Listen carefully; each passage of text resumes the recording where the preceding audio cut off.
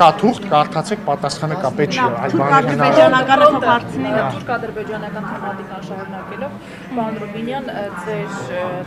խորհրդանական գործընկերները Հայաստան ուղղակցության ներքաղաքականություն մարզում եւ այդտեղ իրենց պոտենցիալը տրողների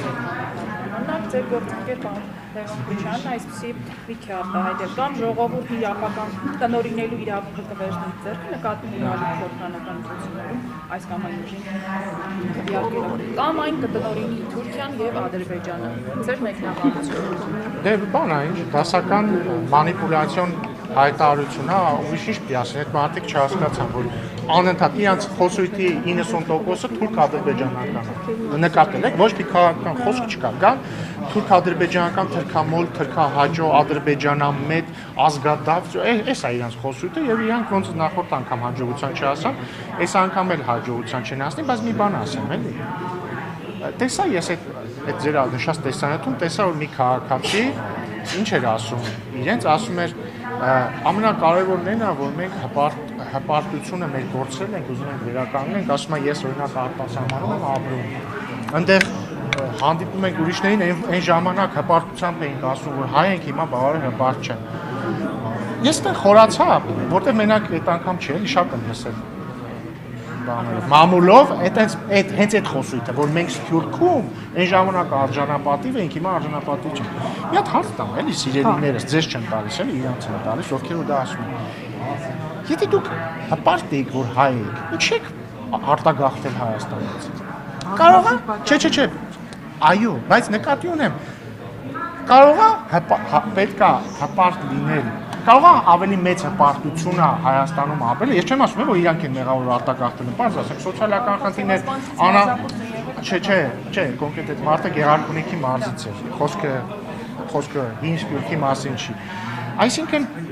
պարզ է չէ ասենք բանը խնդիրներ են եղել տնտեսական սոցիալական արդարության հետ կապված հազար բան կարող լինի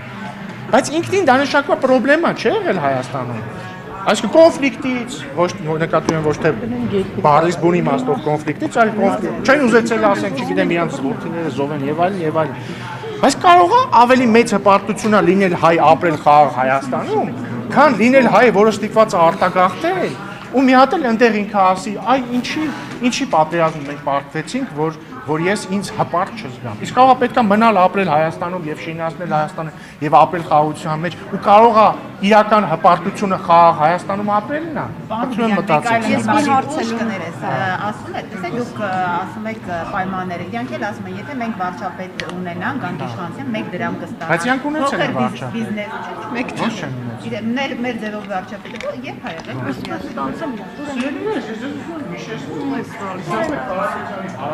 Եվ հետևաբար Սարհեն Կարապետյանի եւ Օրոն 2008 թվականի մարտի 1-ին եղել է հանրապետական խմբակցության ղեկավարը։ Դրանից մի քանի ամիս հետո նշանակվել է Սերժ Սարգսյանի աշխատակազմի ղեկավարը։ Հետևաբար,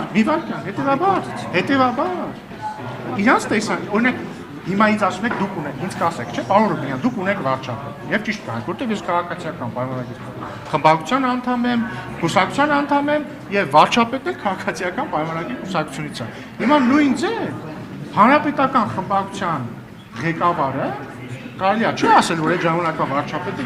իր վարչապետն է։ Նախագահները իրաց նախագահները։ Հետո ապա հեքիաթներ չպատմեն։ Այդ ժամանակ վարչապետը 1 դրամ աշխատավարձ է ստացել։ Հա? Այդ ժամանակ ով էր վարչապետը, եթե չեմ սխալվում, Տիգրան Սարգսյանն է։ Հա, Տիգրան Սարգսյանը, թե Հա, Տիգրան Սարգսյանը փուլն էր հետ։ Իշխանությունը եղել այդ մարտը 2008-ից 18, ճիշտ է, 2008-ից 18 եղել է։ Տիգրան Սարգսյան, Հովիկ Աբրահամյան, Կարեն Կարապետյան։ Իրանցից ով է 1 դրամ աշխատավարձ ստացել, թող ասին։ Հաջորդը։ Ասացին հաջորդը ես հավատում եմ որ օրինակ Հովիկ Աբրահամյանը կարող է 1 դրամ աշխատավարձ ստանալ։ Գիտեք ինչի։ Որտեվ Հովիկ Աբրահամյանը շատ հաջողակ բիզնեսմեն էր, որը լոլիկ աճացնելով դառնում էր միլիարդատեր։ Չգիտես ոնց է ստացվում, որ իրանք ծորոք բոլոր վարչապետերը ով ունեցել են կամ մեծ մասը։ Առնվազն Կարեն Կարապետյանը եւ Հովիկ Աբրահամյանը։ Երկուսը մանրամասն Այսինքն իրանց պատկերացած է դա, որ պետք է գա վարչապետ, որին տան 1 դրամ աշխատավարձ, բայց մանում են